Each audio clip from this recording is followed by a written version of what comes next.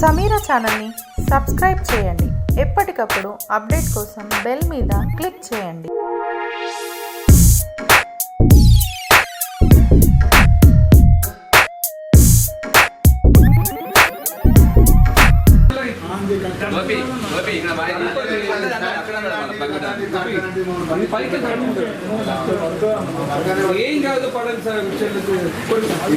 कौन करेगा कौन करेगा हम करेगा हम करेगा देश की रक्षा कौन करेगा कौन करेगा हम करेगा हम करेगा కేంద్ర రాష్ట్ర ప్రభుత్వ ప్రజా వ్యతిరేక విధానాలు కేంద్ర రాష్ట్ర ప్రభుత్వ రైతు వ్యతిరేక విధానాలు కేంద్ర రాష్ట్ర ప్రభుత్వ రైతు వ్యతిరేక విధానాలు కేసీఆర్ కేసీఆర్ కేసీఆర్ మోడీ మోడీ ఇదే మీ రాజ్యం ఇదే మీ రాజ్యం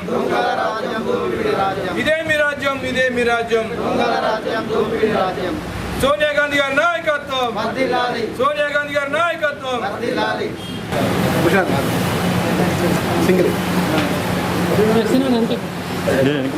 ఐడియా ఉన్నా జూమ్ పెట్టుకున్నారా అన్న సినిమా పెద్ద కెమెరా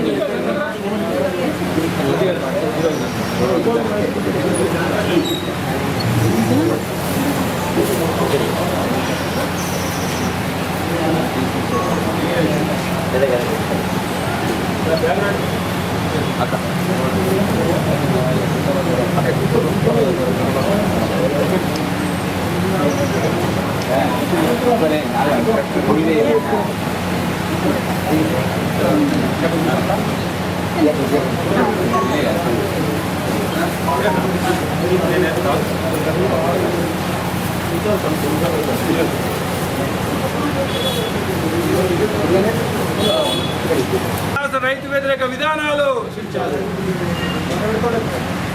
కేంద్ర రాష్ట్ర ప్రభుత్వ ప్రజా వ్యతిరేక విధానాలు ఇదే మీ రాజ్యం ఇదే మీ రాజ్యం ఇదే మీ రాజ్యం ఇదే మీ రాజ్యం కేసీఆర్ కేసీఆర్ కేసీఆర్ మోడీ కేంద్ర రాష్ట్ర ప్రభుత్వ రైతు వ్యతిరేక విధానాలు కేంద్ర రాష్ట్ర ప్రభుత్వ రైతు వ్యతిరేక విధానాలు కేసీఆర్ కేసీఆర్ ఇదే మీ రాజ్యం ఇదే మీ రాజ్యం ఇదే మీ రాజ్యం ఇదే మీ రాజ్యం కేంద్ర రాష్ట్ర రైతు వ్యతిరేక ప్రభుత్వ విధానాలు కేంద్ర రాష్ట్ర ప్రభుత్వ రైతు వ్యతిరేక విధానాలు జై జవాన్ ఇదే మీ రాజ్యం ఇదే మీ రాజ్యం కేంద్ర రాష్ట్ర ప్రభుత్వ రైతు వ్యతిరేక విధానాలు కేంద్ర రాష్ట్ర ప్రభుత్వ ప్రజా వ్యతిరేక విధానాలు కేంద్ర రాష్ట్ర ప్రభుత్వ రైతు వ్యతిరేక విధానాలు కేంద్ర రాష్ట్ర ప్రభుత్వ రైతు వ్యతిరేక విధానాలు కేసీఆర్ కేసీఆర్ కేసీఆర్ ఇదే మీ రాజ్యం ఇదే మీ రాజ్యం తెలంగాణ రాష్ట్ర కాంగ్రెస్ పార్టీ పిలుపు మేరకు తెలంగాణ ప్రాంత రైతాంగానికి మద్దతుగా స్వయాన ముఖ్యమంత్రి గారు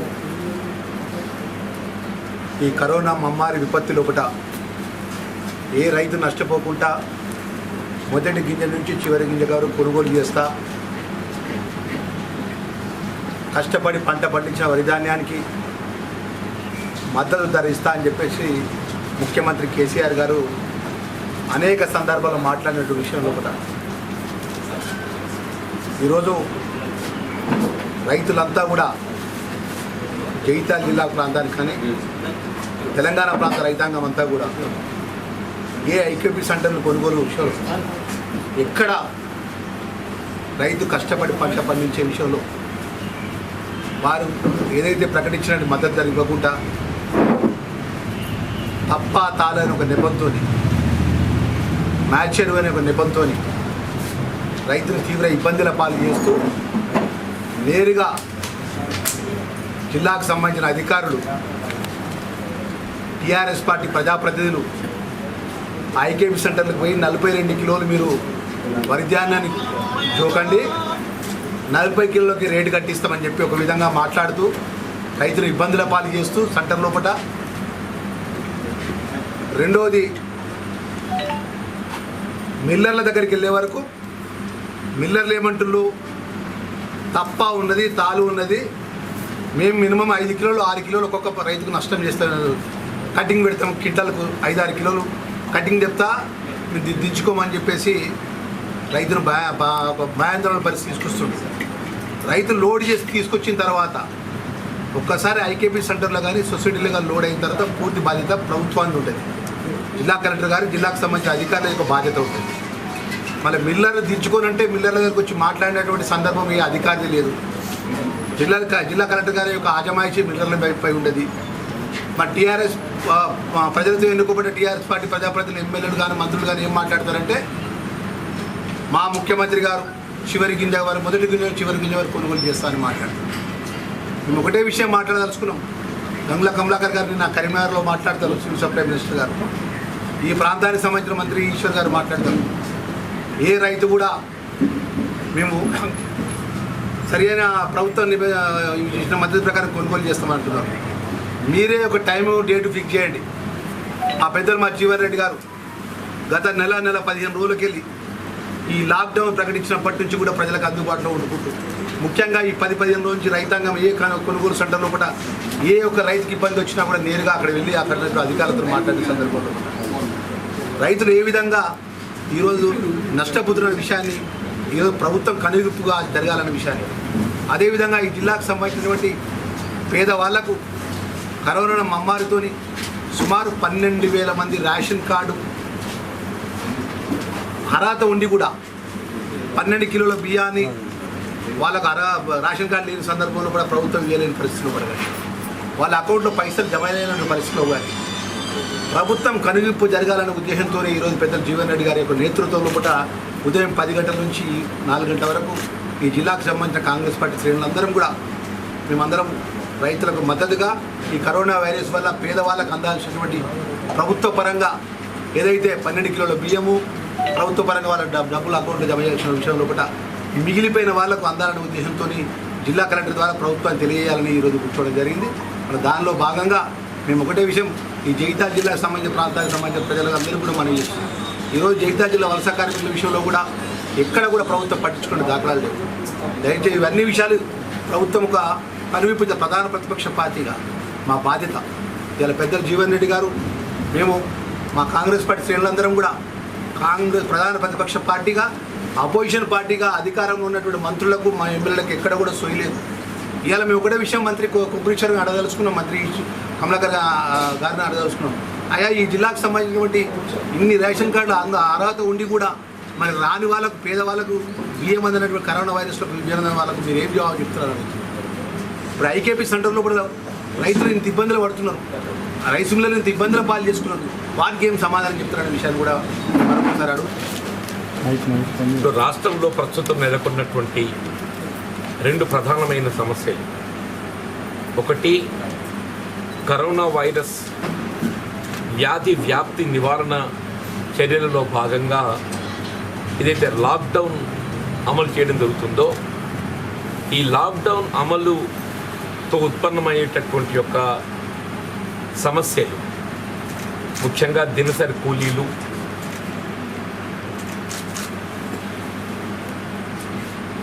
వివిధ కులవృత్తులకు సంబంధించినటువంటి వారి ఉపాధి కోల్పోవటము, అట్లాగే ఇలా ప్రజా రవాణా పబ్లిక్ ట్రాన్స్పోర్ట్ సిస్టమ్ నిలిచిపోవటంతో దానిపై ఉపాధి పొందేటటువంటి నిరుపేద కార్మికులు, వారికి సంబంధించి ప్రభుత్వ పరంగా వివిధ సహాయక కార్యక్రమాలు ప్రకటింపబడుతున్నప్పటికీ అమల్లోకి వచ్చే వరకు ఏదైతుందో పొంతలు లేకుండా పోతుంది. వీళ్ళ రాష్ట్ర ప్రభుత్వం ముందస్తుగా ప్రతి పౌరుడికి 12 కిలోల బియ్యం అందింపజేయడంతో పాటుగా 1,500 రూపాయలని కల్పించడం జరుగుతుందని చెప్పారు. తదుపరి దానికి అదనంగా కేంద్ర ప్రభుత్వం 5 కిలోల బియ్యంతో పాటుగా 500 రూపాయలు ప్రతి కుటుంబానికి జన్ధన్ ఖాతాలో జమ చేయడం జరుగుతుందని పేర్కొంది.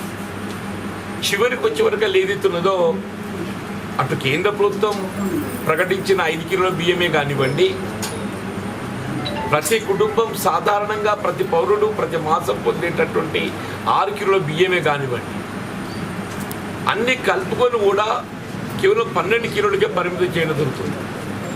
అంటే కేంద్ర ప్రభుత్వం ఇచ్చే 5 కిలోలు సాధారణంగా ప్రతి మాసం మనం పొందే 6 కిలోలు, 11 కిలోలు ఓను రాష్ట్ర ప్రభుత్వం అదనంగా సమకూర్చేది కేవలం 1 కిలో బియ్యం మాత్రమే. చెప్పండి, ఇలా నగదు సహాయం ఏదైతుందో మీరు 15,000 రూపాయలు ప్రకటిస్తే అది కేవలం బ్యాంక్ ఖాతాలు ఉన్న వారికి మాత్రమే మన సదుపాయం అందింపజేయబడే విధంగా, అది కూడా ఈ రేషన్ బియ్యం ఎవరైతే పూర్తి స్థాయి లోపల వినియోగించుకోవడం జరుగుతుందో వారికి మాత్రమే ఆ 15,000 రూపాయలు అందింపజేసే విధంగా. అంటే ఉదాహరణకి ఎవరైనా ఒక 3 మాసాలు రేషన్ బియ్యం వివిధ కారణాలతో తీసుకోలేకపోయి ఉన్నట్టయితే ఈ 15,000 రూపాయలు సమకూర్చేటటువంటి ఒక అంశం నిలిపివేయడం జరుగుతుందని చెప్పండి. అట్లా జన్ధన్ ఖాతాకు సంబంధించిన 500 రూపాయలు కూడా మీరు బ్యాంక్ ఖాతా లేకుండా పోస్ట్ ఆఫీస్ అంటారు. అటు పోస్ట్ ఆఫీసులో కానీ ఇటు బ్యాంక్ ఖాతాలో కానివ్వండి ఎక్కడ కూడా జమ చేయబడకుండా వీటితో ఇప్పుడే మిత్రులు మా జిల్లా కాంగ్రెస్ అధ్యక్షులు లక్ష్మణ్ కుమార్ గారు పేర్కొన్నట్టు ఇలా గడిచిన సంవత్సరన్నర కాలం నుండి బిలో పావర్టీ లైన్ అర్హతకు అనుగుణంగా నూతన రేషన్ కార్డు మంజూరీ కొరకు ఏదైతుందో అప్లై చేసుకోబడమే కాకుండా దాని విచారణ చేపట్టబడి కూడా ఇంతవరకు రేషన్ కార్డుల జారీ ప్రక్రియ అమలు చేయబడకపోవడంతో మొత్తం రాష్ట్రంలో దాదాపు 10 లక్షల కుటుంబాలు, అర్హత గల కుటుంబాలు ఏదైతుందో ప్రభుత్వం నుండి ఏ విధమైన సహాయం పొందలేకపోతుంది. కేవలం ప్రభుత్వ ఉద్దేశపూర్వకంగా రేషన్ కార్డుల జారీ నిలిపివేయడంతో చెప్పండి. వాటికి తోడేదైతుందో వీళ్ళ దినసరి కూలీలు, వీళ్ళ వ్యవసాయ కూలీలకు సంబంధించి మీరు NREGS ద్వారా ఉపాధి కల్పనకు తోడ్పడడం జరుగుతుందని చెప్పి పేర్కొంటున్నప్పటికీ వీళ్ళ క్షేత్ర స్థాయిలో ఫీల్డ్ అసిస్టెంట్సే వారి విధుల్లో లేకపోవడంతో అసలు ఎక్కడ కూడా NREGS పనులు కొనసాగుతున్న దాఖలాలు కనబడటం లేదు. చెప్పండి, వీళ్ళ భవన నిర్మాణ రంగానికి సంబంధించి ఆంక్షలు తొలగించినట్టు ప్రభుత్వం పేర్కొన్నా కానీ ఇంకా ఎక్కడ కూడా భవన నిర్మాణ రంగం పనులు ఆరంభమైన దాఖలాలు లేవు. ఇక్కడ ముఖ్యంగా ఉత్తర తెలంగాణలో ప్రధానంగా మనం ఆధారపడేటటువంటి బీడీ పరిశ్రమ, ముఖ్యంగా ఇంటి పట్టు నుండి ఉపాధి పొందేటటువంటి ఆడబిడ్డలు, అల్పసంఖ్యాక వర్గాలు, ముస్లిం ఆడబిడ్డలు ఏదైతుందో వారికి ఉన్నటువంటి ఏకైక ఉపాధి మార్గం బీడీ పరిశ్రమ. ఇంతవరకు బీడీ పరిశ్రమ ఆరంభం సంబంధించి ఏ విధమైనటువంటి ఒక స్పష్టమైన ఆదేశాలు లేకపోవడంతో ఇంతవరకు బీడీ పరిశ్రమ ఆరంభం కాలేదని చెప్పారు. వీళ్ళు కనీసం ఏదైతుందో ఈ భవన నిర్మాణ రంగం పనులు సత్వరమే ఆరంభమయ్యే విధంగా చర్యలు చేపట్టడంతో పాటుగా బీడీ పరిశ్రమను కూడా మీరు సత్వరమే మరి పునఃప్రారంభింప చేయవలసినటువంటి ఒక ఆవశ్యకత వీళ్ళ ప్రభుత్వంపై ఉందని చెప్పని పేర్కొనడం తప్పదని చెప్పంటున్నారు. వీళ్ళ స్థానికంగా ఉపాధి పొందలేక అటు విదేశాలలో ఉపాధి నిమిత్తం పోయినటువంటి ప్రవాస భారతీయులు ఏదైతున్నదో అక్కడ ఉండేటట్టుగా పరిస్థితుల మూలంగా అక్కడ ఉపాధి నిలిపివేయబడటంతో ఇటు స్వదేశం వచ్చే మార్గాలు నిలిపివేయబడటంతో వారు తీవ్ర ఆందోళనకు గురి కావడం జరుగుతుంది. ఇది అంశం కేంద్ర ప్రభుత్వ పరిధిలోని అంశం అయినప్పటికీ రాష్ట్ర ప్రభుత్వం ఏదైతుందో చొరవ తీసుకొని కేంద్ర ప్రభుత్వంతో సత్వరమే విదేశాలలో ఉపాధి నిమిత్తం పోయినటువంటి ప్రవాస భారతీయులు ఏదైతుందో ముఖ్యంగా అరబ్ కంట్రీస్, గల్ఫ్లో ఉపాధి బాటలో ఉన్నటువంటి మన వారిని అందరినీ స్వస్థలాలకు రప్పించే బాధ్యత సత్వరమే చేపట్టడం. దాంతో పాటుగా ఇవాళ మన పొరుగు రాష్ట్రాల్లో ఇవాళ మహారాష్ట్ర, ఇటు ముంబైయే కానివ్వండి, షోలాపూరే కానివ్వండి, నాందేడ్ కానివ్వండి, నాగ్పూర్ కానివ్వండి, సూరత్ కానివ్వండి, గుజరాత్ ఇలాంటి ప్రాంతాల్లో ఉపాధి పోయినటువంటి వలస కార్మికులు కేంద్ర ప్రభుత్వం ఏదైతుందో ఇరు రాష్ట్రాల సంప్రదింపులతోని వారి స్వస్థలాలకు చేర్చే విధంగా మరి చర్యలు చేపట్టాలని చెప్పి పేర్కొన్నాయి. ఇవాళ మన తెలంగాణ ప్రాంత వాస్తవ్యులు ఉపాధి నిమిత్తం ఇతర ప్రాంతాల్లో చిక్కుకుపోయినటువంటి కూలీలను కార్మికులను వారి స్వస్థలాలకు తెప్పించడం వీళ్ళు రాష్ట్ర ప్రభుత్వ బాధ్యత అని చెప్పండి. ముఖ్యంగా మహారాష్ట్రలో నిలిచిపోయినటువంటి వలస కూలీలు కార్మికులు ముంబై కానివ్వండి, షోలాపూర్ కానివ్వండి, నాగ్పూర్, నాందేడ్తో పాటుగా గుజరాత్, సూరత్ లాంటి ప్రాంతాల్లో నిలిచిపోయినటువంటి మన వలస కార్మికులు సత్వరమే రాష్ట్ర ప్రభుత్వ బాధ్యతగా ఏదైతుందో మరి ఆ ప్రభుత్వాల సంప్రదింపులతో వారిని స్వస్థలాలు చేర్చే చర్యలు చేపట్టడం కూడా ప్రధానమైన అంశంగా పేర్కొనడం తప్పదని చెప్పంటున్నా. ఇవాళ ఈ కరోనా వైరస్ వ్యాధి నివారణ చర్యలో భాగంగా ఏదైతే లాక్డౌన్తో ఉత్పన్నమయ్యేటటువంటి యొక్క ఈ ఆందోళన ఏదైతే చెందడం జరుగుతుందో దాంతో పాటుగా ముఖ్యంగా తెలంగాణ రాష్ట్రం ఇవాళ రైతాంగం వ్యవసాయ ఉత్పత్తులు 6 కాలం కష్టపడ్డ పంట చేతికొచ్చే సమయం లోపల ఈ సంవత్సరం ఏదైతుందో మరి రైతు ఒకవైపు చీడపురుగు ఆశించిన దిగుబడి పొందలేక సాధారణంగా ఎకరా 30 క్వింటలు వచ్చేటట్టు ఒక వరి ధాన్యం 20-25 క్వింటలకు పరిమితం కావడంతో ప్రతి ఎకరా వెనుక 10,000 రూపాయలు మరి నెట్ లాస్ కావడం దొరుకుతుంది. ఇది నేను పేర్కొంటున్న అంశం కాదు, ఇది స్వయంగా జిల్లా కలెక్టర్ గారితో నిన్న సంప్రదింపులు చేస్తే వాస్తవంగా జగిత్యాల జిల్లాకు సంబంధించి 6 లక్షల మెట్రిక్ టన్నుల ధాన్యం దిగుబడి వస్తుందని చెప్పని ఆశిస్తే అది వల్ల 5 లక్షల మెట్రిక్ టన్నులకు పరిమితమయ్యేట ఒక పరిస్థితి ఎదురుగాబోతుంది. అంటే ఒక జగిత్యాల జిల్లాలోనే 1,00,000 టన్నుల వరి ధాన్యం దిగుబడి ఏదైతుందో తగ్గిపోతుంది. 1,00,000 మెట్రిక్ టన్నుల వరి ధాన్యం అంటే 200 కోట్ల విలువ చేసేటట్టు వరి ధాన్యం. 1,00,000 మెట్రిక్ టన్నుల వరి ధాన్యం అని చెప్పంటే రమారమి 200 కోట్ల విలువ చేసే ఉత్పత్తి దిగుబడి తగ్గిపోతుంది. పర్ ఏకర్ 10,000 రూపీస్ చొప్పున అని చెప్పంటున్నాను. 2 లక్షల ఎకరాలకే ఎకరా 10,000 రూపాయల చొప్పున 200 కోట్లు అవుతాయి. 1,00,000 మెట్రిక్ టన్నులు అయినా కానీ రమారమి 200 కోట్లు అవుతాయి. ఒకవైపు ఏదైతుందో ఆశించిన దిగుబడి పొందలేక రైతు దిగాలవుతే ఈ పరిస్థితుల్లో మరి అన్నిందే తడువుగా అన్నట్టు రైస్ మిల్లర్ దోపిడీకి ఎగబడి తప్ప తాలు అనేటువంటి ఒక నెపంతో మరి ఎన్నడూ లేని విధంగా అని చెప్పంటే ఎన్నడూ లేని విధంగా 40 కిలోల తూకం వేయగలిగే బ్యాగ్ను 42 కిలోల తూకం వేస్తుంది. అంటే per quintal farmer is put to 5 kg loss. Per quintal farmer is put to 5 kg loss. ఇది జిల్లా అధికార యంత్రాంగం గమనిస్తున్నారు. వారు ఎంతవరకు ఏదైతుందో ధాన్యం శుద్ధి చేయాలి, ధాన్యం తప్ప తాళ్ళు లేకుండా చూడాలి. అందరు మిషన్లు పెట్టి పడుతున్నారు. అంతకంటే ఏం చేయాలి? అందరు మిషన్లు పెట్టి పడుతున్నారు. ఇలా వ్యవసాయ శాఖ అధికార సర్టిఫై చేసిన తదుపరి కూడా వీళ్ళ కొనుగోలు కేంద్రాలలో వ్యవసాయ శాఖ అధికారి ధాన్యాన్ని ఏదైతుందో మాయిశ్చర్ ప్లస్ దాని యొక్క నాణ్యత సర్టిఫై చేసిన తదుపరి సాధారణంగా 17% మాయిశ్చర్ వస్తే తేమ వస్తే దాన్ని తూకం వేయాలి. తూకం వేయడం జాప్యం కావడంతో 17% ఏదైతుందో 10% పడిపోతుంది. తూకం వేయడం జాప్యం కావడంతో 17% తూకం 10% పడిపోతే 6 నుండి 7% వెయిట్ లాస్. 6 నుండి 7% వెయిట్ లాస్ అంటే ఇది ఒక 5 కిలోలు పోతుంది. ఒక్కొక్క శాతం తేమ దిగుబడి తగ్గిపోతే 800 గ్రాముల వెయిట్ తూకం తగ్గిపోతుంది. 800 గ్రాములు అంటే మీరు 6% తూకం తగ్గిపోతే 6 × 800 4.8 kg తూకం తగ్గిపోతుంది.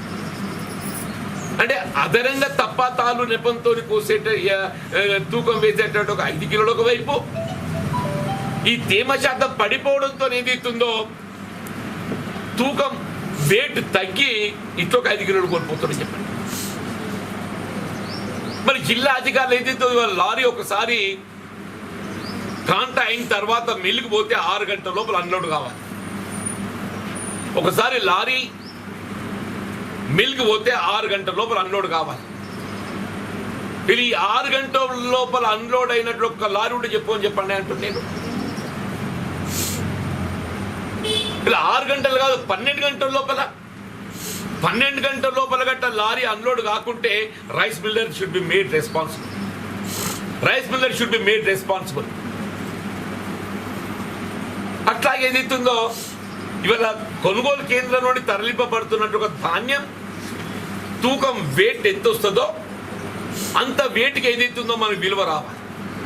కానీ ఏమైతుంది, ఈ వెయిట్ ధర్మకాంటల తూకం వేసిన తదుపరి ఆ ధర్మకాంట చిట్టి మనకి ఏటీఎంలో ఎట్లయితే రిసీట్ వస్తుందో ధర్మకాంటలో రిసీట్ వస్తుంది. ఇవాళ ఏ సెంటర్ కూడా, అది ఐకేపీ ప్రొక్యూర్మెంట్ సెంటర్ కానివ్వండి లేక ప్యాక్స్ కానివ్వండి, ఏ సెంటర్ కూడా ధర్మకాంట వేసే తూకం రిసీట్ రావటం లేదు. నేను దయచేసి గౌరవ జిల్లా కలెక్టర్ గారికి విజ్ఞప్తి చేస్తున్నాను. మీరు ఎప్పుడైతే కొనుగోలు కేంద్రాల నుండి ధాన్యం తరలింపబడుతుందో ధర్మకాంట రిసీట్ నాట్ తక్కుపట్టి ఏదైతుందో బిల్ల రాసిచ్చేస్తాడు వాడు. ఇప్పుడు సపోజ్ ఫర్ ఎగ్జాంపుల్ 300 క్వింటల్ పోయినట్టయితే ధర్మకాంట 300 క్వింటల్ వస్తుంది. వాడు ఏం చేస్తాడు, దాన్ని ఒక 20 క్వింటల్ కోత పెట్టుకొని 280 క్వింటల్ తక్కుపట్టి రాసి ఇచ్చేస్తాడు. ఈ తక్కువ వచ్చిన 20 క్వింటల్ ఏదైతుందో ఇక్కడికి వచ్చిన తర్వాత ఆ 20 క్వింటల్ ఆ లారీలు ఎవరి ధాన్యం పోతుందో రైతులకు అందరికి పనిచేస్తారు. నిజమా? మీ ధర్మకాంట రిసీట్ ఏదైతుందో అది ఎందుకు కొనుగోలు కేంద్రానికి మీరు నమోదు చేస్తారు ఈరోజు చెప్పండి. ఆ రిసీట్ దీనికి ఎన్క్లోజ్ చేయాలి చెప్పండి. ఇలా ఎప్పుడు లేని విధంగా హమాలీ ఛార్జ్ ప్రభుత్వం ఏదైతుందో గొప్పలకు యాజ్ ఇఫ్ గతంలో ఎన్నడూ ధాన్యం కొనుగోలు చేయలేదు ప్రభుత్వం. ఇప్పుడు మాత్రమే ధాన్యం కొనుగోలు కేంద్రాల నిర్వహిస్తున్నట్టు.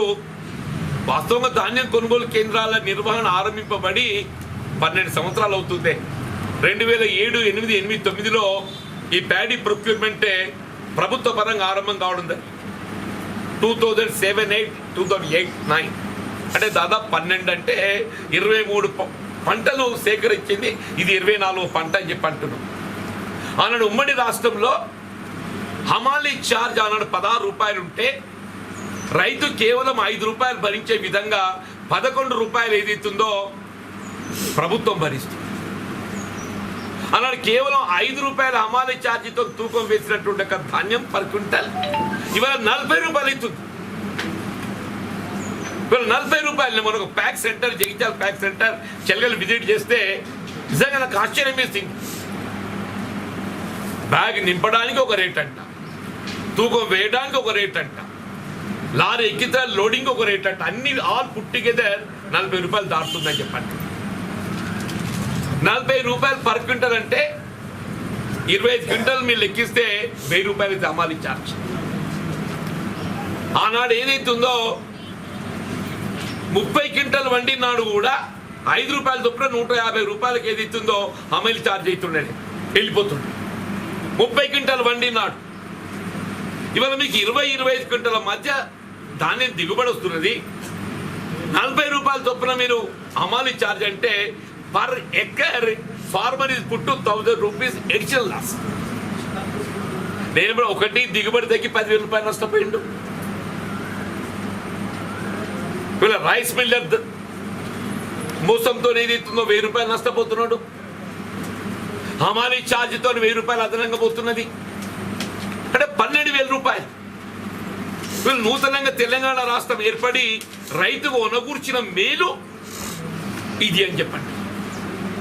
ధాన్యం దిగుబడి తగ్గడానికి, ధాన్యం దిగుబడి పెరిగితే అది ప్రభుత్వం గొప్ప. ఇలా మా ప్రభుత్వం చేపట్టినటువంటి యొక్క వ్యవసాయ శాఖ సలహాలు సూచనలు, మా ప్రభుత్వం చేపట్టిన రైతు వ్యవసాయ శాఖ సలహాలు సూచనలతో ధాన్యం దిగుబడి పెరిగిందని గొప్పలు చెప్పడం ప్రయత్నం చేస్తారే. మరి ఇవాళ మీ వ్యవసాయ శాఖ ఏం చేసిందే? మీ వ్యవసాయ శాఖ నిద్రపోయిందా? ధాన్యానికి ఏదైతుందో చీడ పురుగు సోకితే అగ్గి తెగులే కానీ, ఊస తిరుగుడే కానీ, మెడవిరుపు రోగమే కానీ, అసలు ఏ బీమార్ లేకుండా కూడా దిగుబడిపోయింది. ఏ బీమార్ లేకుండా కూడా ఎవడు బాధ్యుడు? ప్రభుత్వం కాదా? వ్యవసాయ శాఖ వైఫల్యం కాదా? రైతు ఏదైతుందో ఇవాళ ఆశించిన దిగుబడి 10,000 రూపాయలు అక్కడ నష్టపోతుండు, 1,000 రూపాయలు హమాలి ఛార్జ్ నష్టపోతున్నాడు, 1,000 రూపాయలు ఏదైతే రైస్ మిల్లర్ దగా తోలిపోతుందని చెప్పి అంటారు. 12,000 రూపాయలు. ఇదే పంజాబ్ రాష్ట్రంలో చెప్తున్నాను నేను, ఇదే పంజాబ్ రాష్ట్రంలో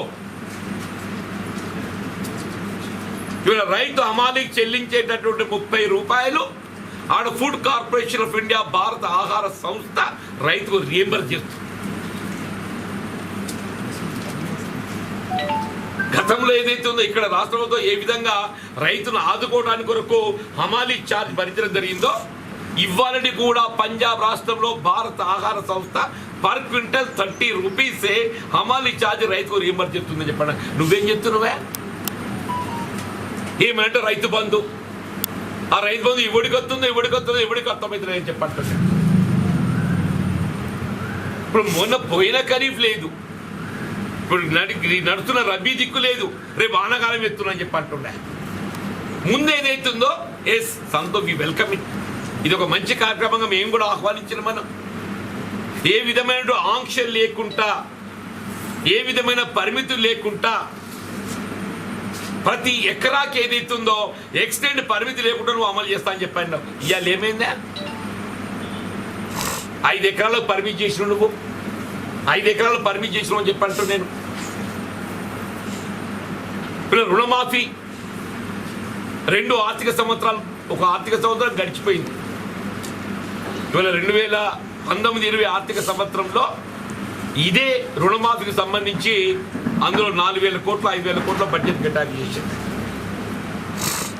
దాన్ని డైవర్ట్ చేసి నిధులు మళ్లింపు చేసి, మళ్ళీ మొన్న ఈ బడ్జెట్లో కూడా ఏదైతుందో మేము బడ్జెట్లో పేర్కొంటున్నాం అని చెప్పని మీరు పేర్కొన్న ఇవాళ 2 పోయింది. ఇంతవరకు ఏదైతుందో రుణమాఫీ పట్ల స్పష్టత లేదు ప్రభుత్వానికి, నిర్దిష్టమైనటువంటి కార్యాచరణ లేదు, నిర్దిష్టమైన కార్యాచరణ లేదు అని చెప్పంటూ నేను. ఇవాళ ఏదైతుందో నీ రైతు బంధు నెపంతో సాధారణంగా అమలు చేయబడేటటువంటి దీర్ఘకాలిక మధ్యకాలిక రుణాలపై కల్పించేటటువంటి వడ్డీ రాయితీ తెలంగాణ రాష్ట్రం ఏర్పడ్డ నాటి నుండి నిలిపివేయడం జరిగింది.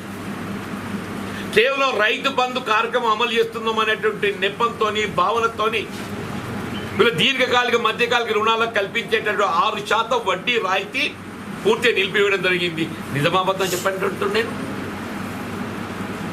వీళ్ళ స్వల్పకాలిక రుణాలు, పంట రుణాలకు సంబంధించి రైతు 7% చెల్లిస్తే ఆ 7లో 3% ఏదైతుందో కేంద్ర ప్రభుత్వం భరిస్తే 4% రాష్ట్ర ప్రభుత్వం భరించడం ఆనవాయితీ. వీళ్ళ 4% ఏదైతుందో అది నిలిపేసిండే. వీళ్ళ రైతు ఏదైతుందో ఆయన పొందేటటువంటి ఒక పంట రుణమే కానీ, స్వల్పకాలిక దీర్ఘకాలిక మధ్యకాలిక రుణమే కానీ ప్రభుత్వంకి వెళ్ళి 1 రూపాయి కూడా ఆర్థిక రాయితీ లేదంటే, 1% ఆఫ్ ఇంట్రెస్ట్ కూడా చెప్పండి. గతంలో దీర్ఘకాలిక మధ్యకాలిక రుణాలపై 6% వడ్డీ రాయితీ, స్వల్పకాలిక పంట రుణాలపై ఏదైతుందో కేంద్ర ప్రభుత్వం 3% ఇస్తే రాష్ట్ర ప్రభుత్వం 4% ఇచ్చిందని చెప్పండి.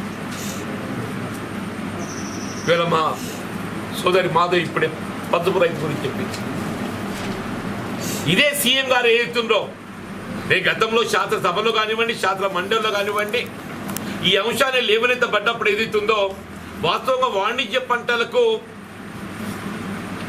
మద్దతు ధర ప్రకటింపబడలేకున్నప్పటికీ కూడా ఉత్తర తెలంగాణ ప్రాంతంలో ఉండేటటువంటి ప్రత్యేకమైన పరిస్థితులలో పసుపును ఏదైతుందో మేము రాయితీ కల్పించి మార్కెట్ ద్వారా కొనుగోలు చేపించడం జరుగుతుందని చెప్పని సీఎం గారు చట్టసభలో ఆయన అష్యూరెన్స్ ఇచ్చారు.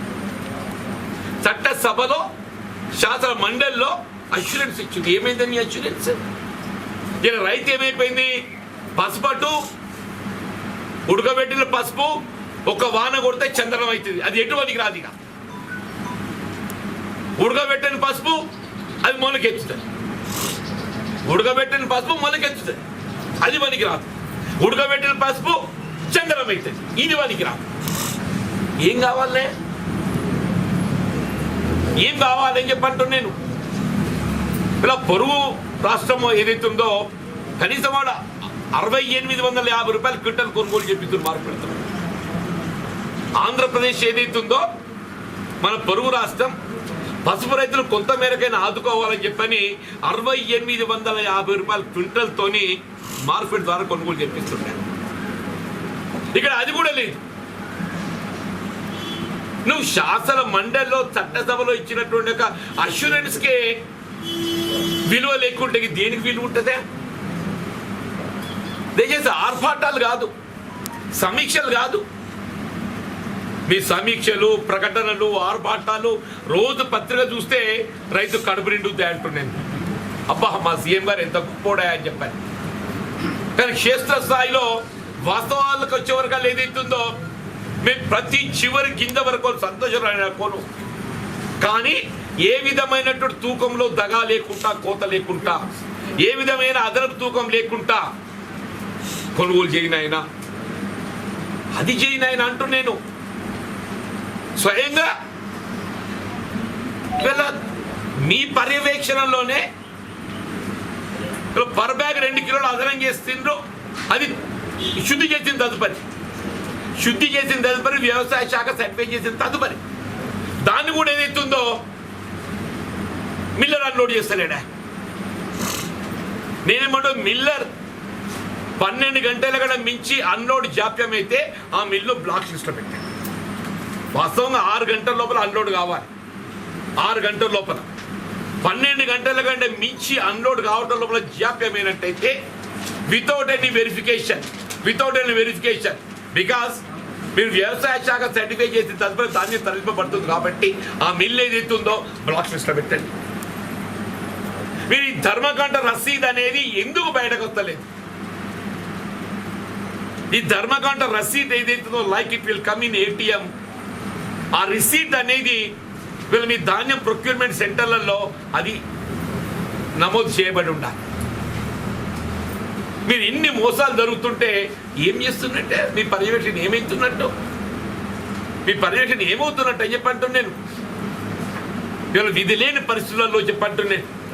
ఇలా ప్రదేశ్ కాంగ్రెస్ మరి అధ్యక్షులు ఏదైతుందో రాష్ట్రంలో క్షేత్రస్థాయిలో రైతాంగం ఎదుర్కొంటున్న ఇబ్బందులు దృష్టిలో పెట్టుకొని రైతాంగానికి అండగా నిలిచే విధంగా మరి రైతాంగానికి వెళ్ళి మద్దతు ధర కల్పన, అట్లాగే ధాన్యం పూర్తి స్థాయిలో మద్దతు ధర కల్పనతో పాటుగా ఏ పరిస్థితుల్లో రైతు ఇబ్బందులు పడకుండా పూర్తి స్థాయి లోపల ఆయన తూకానికి విలువ వచ్చే విధంగా హమాలీ ఛార్జ్ ఏదైతున్నదో ఆయన ఉమ్మడి రాష్ట్రంలో ఏ విధంగా కేవలం ₹5 భారంతో క్వింటల్ తూకం వేయడం జరిగిందో ఇవాళ కూడా పూర్తి స్థాయిలో హమాలీ ఛార్జ్ రాష్ట్ర ప్రభుత్వం భరించే విధంగా. ఇవాళ రెండో పర్యాయం ప్రభుత్వం అధికారానికి వచ్చినాక ఇంతవరకు ప్రొక్యూర్మెంట్ సెంటర్స్కి ఏదైతుందో అది ఐకేపీ కానివ్వండి లేక ప్యాక్స్ కానివ్వండి ఇంతవరకు కమిషన్ విడుదల కానివ్వండి. ఇంతవరకు ఫర్ లాస్ట్ 2 సీజన్స్ దీంతో ఇది మూడో పంట. సరే ఇదంటే నడుస్తుంది ఆన్గోయింగ్. పోయిన ఖరీఫ్ కానీ అంతకుముందు రబీ కానీ 2 పంటల కమిషన్ డ్యూ ఉందని చెప్పి ఆ డ్యూ ఇవ్వండి. వాళ్ళ బాబు ఆడబిడ్డలు ఏదైతుందో ఎండనక వాననక ప్రొక్యూర్మెంట్ లోపల వాళ్ళు చెమటోడ్చి రైతుకు అండగా నిలుస్తున్నారని చెప్పండి. హమాలీ ఛార్జ్ ఏదైతుందో గవర్నమెంట్ రైతుకు అండగా దాన్ని భరించాలి. ఆనాడు అడితి లేదు, హమాలీ లేదు, రవాణా ఛార్జీ లేదు, ఏ విధమైనటువంటి అదనపు ఆర్థిక భారం లేకుండా పూర్తి స్థాయి లోపల రైతాంగానికి మద్దతు ధర కల్పించిన ఘనత కాంగ్రెస్ పార్టీని చెప్పండి. దయచేసి ఒక్కసారి రికార్డు పరిశీలించండి. ఈ రికార్డు పరిశీలించండి. ఇవన్నీ ఉన్నాయి, మీ ముందు ఉన్నాయని చెప్పంటూ నేను.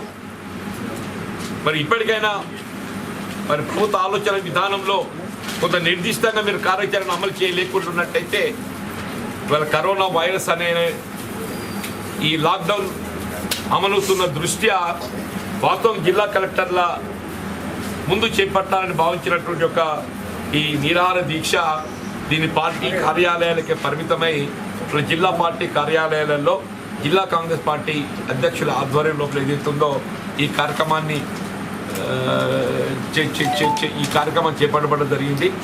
ముఖ్యంగా ఈ కార్యక్రమం వల్ల ఉదయం నుండి కూడా ఇది సఫలీకృతం కావడానికి మిత్రులు లక్ష్మణ్ గౌర్ గారు జిల్లా కాంగ్రెస్ అధ్యక్షుడు తీసుకొని మిత్రులు బండశంకర్ గారు మరి రాష్ట్ర స్థాయిలో కాంగ్రెస్ పార్టీ ఆర్గనైజింగ్ సెక్రటరీగా, అట్లాగే ప్రదేశ్ కాంగ్రెస్ సభ్యులు మాజీ మున్సిపల్ చైర్పర్సన్ గిరినాథకృష్ణ గారు, అట్లాగే మా మాజీ మున్సిపల్ చైర్పర్సన్ విజయలక్ష్మి గారు, మాజీ జిల్లా పరిషత్ సభ్యురాలైన సుందరి మాధవి గోపిరాజరెడ్డి గారు, మిత్రులు భాస్కర్ రెడ్డి గారు, వారు కేవలం న్యాయవాది అంటే వృత్తిపరంగా న్యాయవాది అనే కాకుండా ఒక రైతుగా వ్యవసాయ పట్ల వారికి ఉండేటటువంటి ఒక అనుభవంతో వారు పలు సూచనలు చేయడం జరిగింది.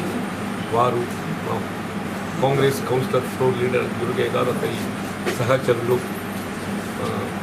న్యాయ సలహాదారు జగదీష్ గారు, మిత్రులు అశోక్ గారు, జగిత్యాల మండల్ అర్బన్ ఎంపీపీ గారు, యువజన కాంగ్రెస్ అధ్యక్షులు రఘువీర్ గౌడ్ గారు, ఇంకా ముఖ్యంగా కాంగ్రెస్ శ్రేణులు అందరూ కూడా ఇవాళ ఈ కార్యక్రమాన్ని ఇంత జయప్రదం కావడానికి బాధ్యత చేపట్టే అందరికీ ఒక్కొక్కరికి హృదయపూర్వకంగా ధన్యవాదాలు చెప్తూ, ముఖ్యంగా ఇవాళ ఈ అల్పసంఖ్యాక వర్గాల ముస్లిం సోదరులకు పవిత్ర మాసమైనటువంటి రంజాన్ ఉపవాస దీక్షలు చేపట్టబడేటువంటి ఒక మాసం, మరి అతి పవిత్రంగా భావించేటటువంటి ఒక రంజాన్ ఏదైతుందో వాళ్ళ ప్రార్థన మందిరాలు సందర్శించేటటువంటి ఒక పరిస్థితి లేక కేవలం ఇంటికే గృహానికే పరిమితమై మరి ఏదైతే మరి ప్రార్థన చేసుకోవడం జరుగుతుందో మరి పూర్తి స్థాయి లోపల నా హృదయపూర్వకమైనటువంటి ఒక రంజాన్ శుభాకాంక్షలు తెలియజేస్తూ ఇలా ప్రభుత్వ పరంగా కూడా ఇలా భౌతిక ఎద్దడి పాటించడం అనేది ప్రధానమైనటువంటి అంశం. ఆ భౌతిక ఎద్దడి పాటిస్తూ ముఖ్యంగా ఇఫ్తార్ సమయాల్లో ఇలా ముస్లిమ్స్కి ఏదైతుందో ఇఫ్తార్ సమయాల్లో ఉపవాస దీక్ష విరమణ సందర్భంగా ఏదైతుందో వారు అంటే దినమంతా ఈ వేసవిలో దీక్షలో నిరాహార దీక్షలు ఉంటారు కాబట్టి దాని విరమణ అంటే పవిత్రమైనటువంటి ఖర్జూర కానీ లేక ఇతరత్ర శీతల పానీయాలతో చేయడం ఆనవాయితీ. ఇవాళ వాళ్ళ గృహిణులు ఏదైతుందో మళ్ళీ ఇఫ్తార్ ఈజ్ డిఫరెంట్ ఫ్రమ్ డిన్నర్. ఇఫ్తార్ ఈజ్ డిఫరెంట్ ఫ్రమ్ డిన్నర్. ఇఫ్తార్ అనేది కేవలం ఉపవాస దీక్ష విరమణ మాత్రమే. ఇటు ఉపవాస దీక్ష విరమణకు కావాల్సినటువంటి ఏర్పాట్లు చేయడం ఒకవైపు, అట్లా డిన్నర్ భోజనానికి కావాల్సిన సదుపాయాలు సమకూర్చడం ఇంకోవైపు. అది కొంత గృహిణులకు ఇబ్బందిగా ఏర్పడుతున్న పరిస్థితులలో ఈ ఇఫ్తార్ ఏర్పాట్లకైనా కానీ ఏదైతే గతంలో లాగా మరి ఆ ముస్లిం ప్రాంతాలలో భౌతిక ఎద్దడి పాటిస్తూ సౌకర్యాలు కొనసాగే విధంగా చూస్తే బాగుంటుంది అనేటువంటి ఒక అభిప్రాయం అంటే కాంగ్రెస్ పార్టీ పక్షాన సూచిస్తుంది.